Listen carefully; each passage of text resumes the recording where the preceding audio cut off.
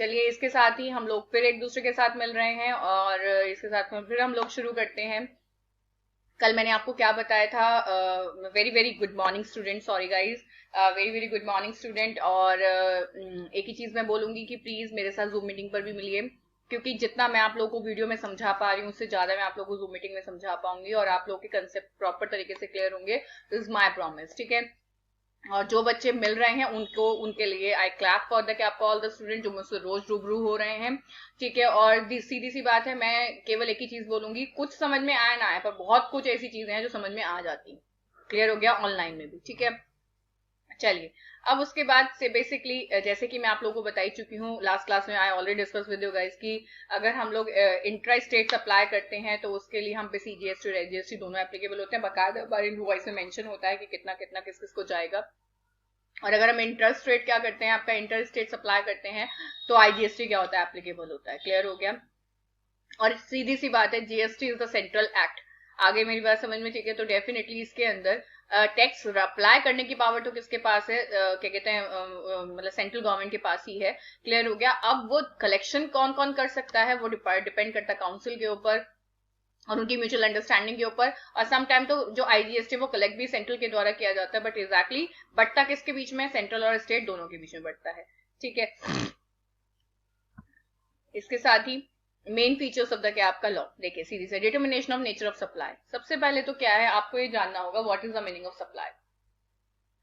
तो elaborate rule provided for determining the place of supply, बिल्कुल सही बात है। क्योंकि देखिए सीधी सी बात है, जब हम लोग टैक्सेबल इवेंट किसको मान रहे हैं, आपका सप्लाई को मान रहे हैं कि जब वो गुड्स आपकी सप्लाई होगी या वो सर्विस क्या होगी, आपकी सप्लाई होगी।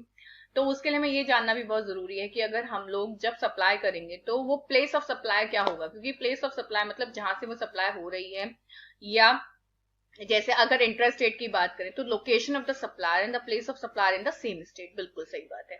अगर इंटर स्टेट सप्लाई है, अगर मैं एक ही स्टेट से दूसरे मतलब एक ही स्टेट के अंदर दो अलग अलग शहरों में क्या कर रही हूँ, सप्लाई कर रही हूँ गुड्स का, सर्विस का, तो जो प्लेस ऑफ सप्लाई माना जाता है वो लोकेशन मानी जाती है सप्लाई की, और प्लेस ऑफ सप्लाई भी सेम स्टेट के अंदर माना जाता है। और अगर इंटर स्टेट हो रही है तो location of the supplier and place of supplier in the different state.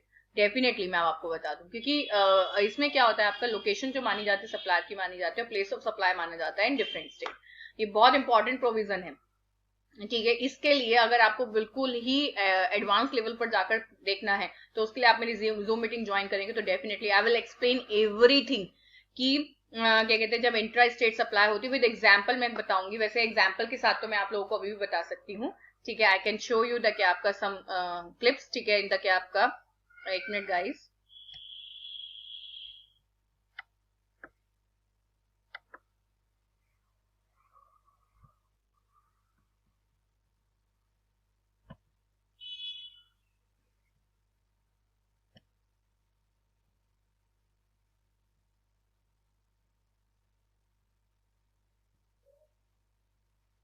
आप देख सकते हैं मैंने इसमें खोला है, जीएसटी खोला है,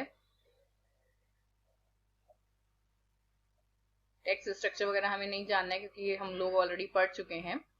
कंसेप्ट ऑफ सप्लाई तो मैंने आप लोगों को बता ही दिया, क्लियर। अब उसके बाद देखिए शेड्यूल 1 भी मैंने आपको बताया, देखिए ठीक है, सीधी सी बात है। शेड्यूल 1 में आती है आपकी जो सप्लाई माना जाता है, शेड्यूल 2 भी बताया मैंने आप लोगों को, ठीक है। इसके बाद आप लोग देख सकते हैं शेड्यूल 3 भी मैंने आपको बताया कि जिसको शेड्यूल 3 में, चलिए मैं बता देती हूँ आप लोगों को शेड्यूल 3 में बेसिकली कौन कौन सी चीज नहीं मानी जाती है।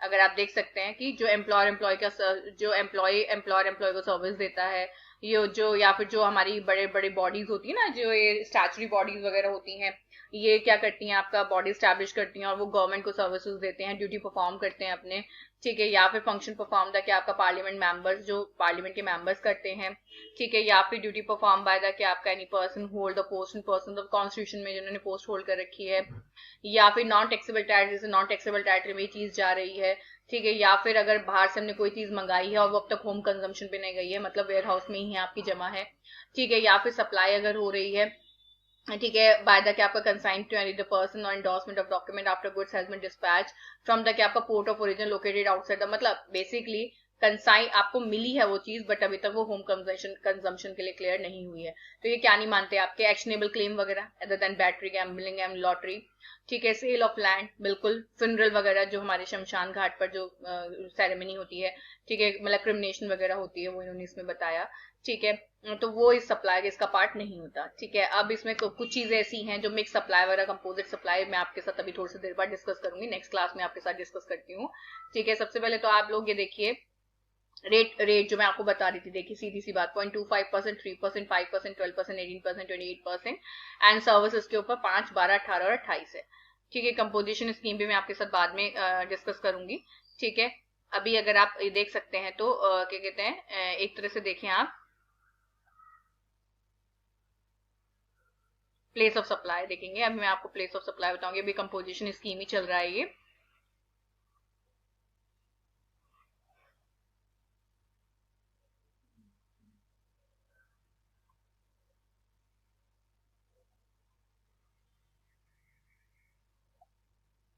देखिए concept of time, value and flexible supply, ये हमारे इस वाले इसमें है। देखिए सबसे इंपॉर्टेंट चीज बेसिकली आपको पता है कि अगर मैं बात करूं, मैं थोड़ा सा यहाँ पे इसको नीचे कर देती हूँ अपने कैमरे को, goods and service tax invoices two type of supply, intrastate and interstate, जो मैंने अभी आपके साथ डिस्कस किया। The following table illustrate the nature of the supply, it is important to know whether a given supply is intrastate और interstate. The tax or taxes payable are different in each case. For example, IGST is payable for interstate supply and the CGST and GST is payable on the interstate. ये तो हमने पढ़ ही लिया, ठीक है। अब इन्होंने बोल दिया interstate supply. Location of the supply and the place of supply in two different state, two different unit territory और state और unit territory. देखिए सीधी सी बात है, इसका मतलब इंटरस्टेट हो रहा है, इसका मतलब location of supply and place of supply आपकी अलग अलग है, दो अलग स्टेट में है, दो डिफरेंट यूनिट टेरिटरी में, मतलब वो एक यूनिट टेरिटरी से एक स्टेट के अंदर है। तो इन्होंने बोल दिया कि जैसे इंपोर्ट या सप्लाई लोकेट है इंडिया के अंदर और हमने सप्लाई किया है इंडिया के बाहर, क्लियर हो गया, और या फिर अगर हमने क्या कहते हैं सप्लाई किया है, सप्लायर तो है आपका क्या कहते हैं डीटीए के अंदर, डोमेस्टिक टैरिफ एरिया के अंदर, ठीक है, और जो सप्लाई कर रहे हैं वो स्पेशल इकोनॉमिक जोन में कर रहे हैं, और in the taxable territory not being an inter state supply not covered elsewhere in the क्या आपका। तो इन्होंने बोल दिया, देखिए सीधी सी बात है, अब इन्होंने बोला इसे सब इंटर स्टेट सप्लाई बोलते हैं, तो इन्होंने बोल दिया इंट्रा स्टेट सप्लाई जब location of supply and the place of supply दोनों एक ही स्टेट में होता है, ठीक है, क्लियर। अब इन्होंने बेसिकली ये बताया कि लोकेशन कौन सी मानी जाती है, ये तो सप्लाई इन्होंने टेरिटोरियल वाटर वगैरह बताया, प्लेस ऑफ सप्लाई देखिए सीधी सी बात, इन्होंने बोला कि क्या कहते हैं supply involve movement of goods, अगर मूवमेंट ऑफ गुड्स है तो termination of goods for delivery, place of supply, देखो क्या बोला इसने, अगर मूवमेंट इन्वॉल्व है, समझ रहे हैं आप मेरी बात, की मूवमेंट इन्वॉल्व है तो जहां जाकर आपकी गुड्स क्या हो रही है, आपकी टर्मिनेट हो रही है, क्लियर हो गया, मतलब जहां पर आपका प्लेस ऑफ सप्लाई माना जाएगा कि जहां पर एग्जैक्टली आपकी चीज जाकर रुकी है। जैसे मैंने अगर मुजफ्फरनगर से आगरा कोई चीज भेजी तो टर्मिनेट मेरी जाकर चीज कहां पर हुई, आगरा में हुई, तो मेरा प्लेस ऑफ सप्लाई हो जाएगा क्या कहते हैं आगरा।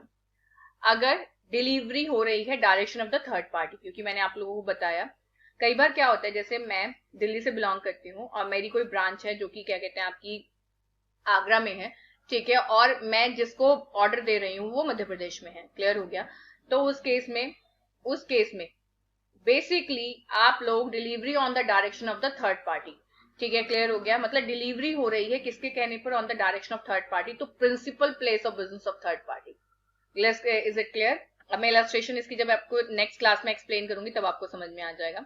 अगर गुड्स का मूवमेंट इन्वॉल्व नहीं है तो location of goods at the time of delivery, बिल्कुल सही बात, ठीक है, तो उस केस में लोकेशन कहाँ की, जहां पर आपकी डिलीवरी होनी थी गुड्स की। अगर इंस्टॉलेशन और असेंबली है तो जहां पर असेंबली हुआ है, इंस्टॉलेशन हुआ है, एंड सप्लाई ऑन बोर्ड और कन्वेंस, क्योंकि ऑनलाइन अगर हम चीजें मंगाते हैं तो अल्टीमेटली जहां जाकर वो इंस्टॉल हो जाती है वो प्लेस ऑफ सप्लाई होता है, सप्लाई ऑन बोर्ड और क्या आपका कन्वेंस, ठीक है, location where goods are taken on the क्या आपका बोर्ड। अगर मान के चलो कि हम लोग किसी शिप के थ्रू क्या कर रहे हैं, कोई चीज बेच रहे हैं, ठीक है, तो वो क्या माना जाता है आपका लोकेशन ऑफ सप्लाई माना जाता है, goods are taken on board, कि जहां से लोकेशन मानी जाएगी, कहां पे प्लेस ऑफ सप्लाई क्या माना जाएगा, जहां से गुड्स को बोर्ड के लिए लिया गया वो लोकेशन आपकी प्लेस ऑफ सप्लाई माना जाता है। Is it clear. इसके साथ ही मैं आप लोगों के साथ अपनी क्लास को यहीं खत्म करती हूँ, क्योंकि डेफिनेटली मैं अगर इलस्ट्रेशन आपको एक्सप्लेन करने बैठी, ठीक है, तो फिर वो ज्यादा टाइम बीत जाएगा, तो ज्यादा टाइम ना बिताते हुए हम लोग क्या करते हैं अपनी क्लास को यहीं ओवर करते हैं। और एक चीज मैं आपको बोलूंगी कि आज जो सिचुएशन चल रही है उसके केस में आप लोगों का प्रोटेक्टेड रहना, सेफ रहना बहुत जरूरी है, क्योंकि जो सबसे ज्यादा मार है इस टाइम पर वो युवा लोगों पर है, मतलब यंग लोगों पर है। और आपके साथ बुरा ना हो, ठीक है, और मेरे बच्चे बचे रहें, ठीक है, वो बहुत जरूरी है। ठीक है, इसके साथ ही टेक केयर गाइज।